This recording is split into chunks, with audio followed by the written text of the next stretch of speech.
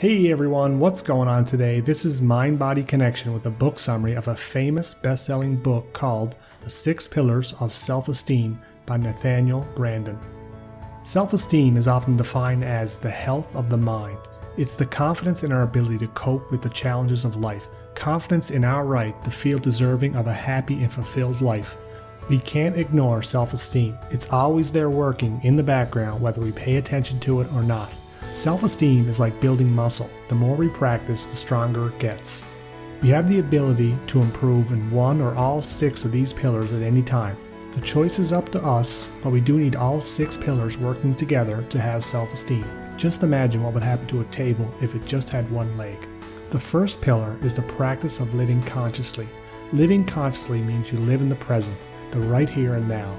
You are not still dreaming about the good old days and the fumble you once recovered in a high school football game. Nor are you walking around in a fog dreaming about how life will someday be great when you get out of debt, or when you get promoted, or when you get married, or even when you get divorced. People who live in the past and the future often run from reality, the present, with distractions such as food, alcohol, and drugs. Living consciously means you have respect for the present. It means that things may not be perfect right now, but you don't run away. You just accept the way things are right now while realizing you are constantly working towards never-ending improvement. The second pillar is the practice of self-acceptance. Self-acceptance is when we accept the facts about ourselves. We don't run away from them. When someone tags you in a Facebook picture and you look overweight, do you remove the tag because you don't want people to see this?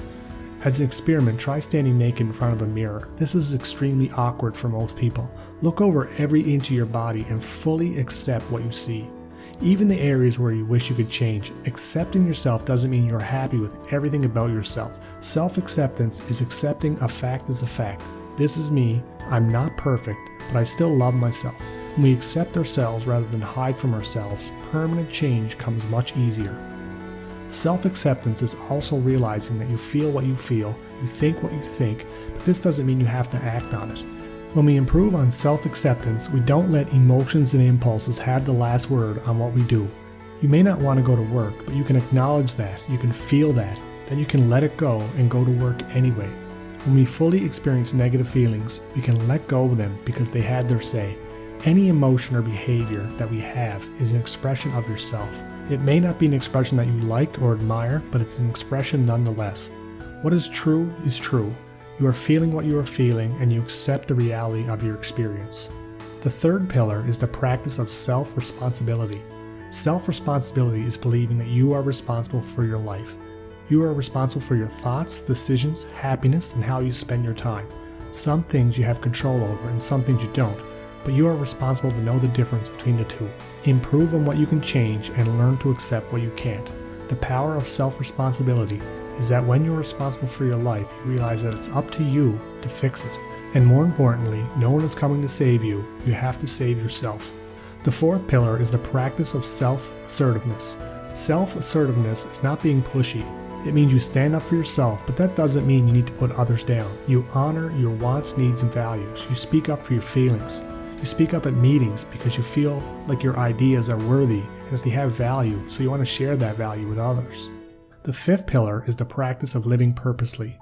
This means we don't live at the mercy of chance. You set goals that lead you forward. You don't have dreams such as I want to be in shape. You have specific goals such as I will run on a treadmill 5 times per week. You have goals for all areas of your life, including your relationships. You don't just hope things will work out. You have a plan that you follow, and most importantly, you have self-discipline to defer immediate gratification for long-term gain. The sixth pillar is the practice of personal integrity. Personal integrity is congruence between actions and values. In other words, there is no difference between what you do in your public life and what you do in private. You're not living a double life with a bunch of secrets. One of the great self-deceptions is to tell yourself, only I will know. Only I will know that was a lie. Only I will know I didn't return that money when I should have. Only I will know I don't intend to fulfill that promise. When you say, only I will know, the implication is that other people's opinions of you are the only ones that count. But when it comes to self-esteem, your opinion is the only one that matters. I really hope you check out this book. It's one of the best books ever written on self-development. It taught me that when you have high self-esteem, you respect yourself, so you send out signals to others that they should deal with you in a respectful way. You believe it's your birthright to be loved and to give love to others. You're able to stay on your path and achieve your goals when things get difficult, and you're able to get out of your comfort zone and challenge yourself. Finally, it taught me that your self-esteem is not set in stone. It rises and lowers over a lifetime. Being aware of the 6 pillars allows you to improve on each one, and small improvements in each pillar can make a big difference. If you would like more book summaries and some of the best self-development books ever written, please subscribe to my channel. Thanks.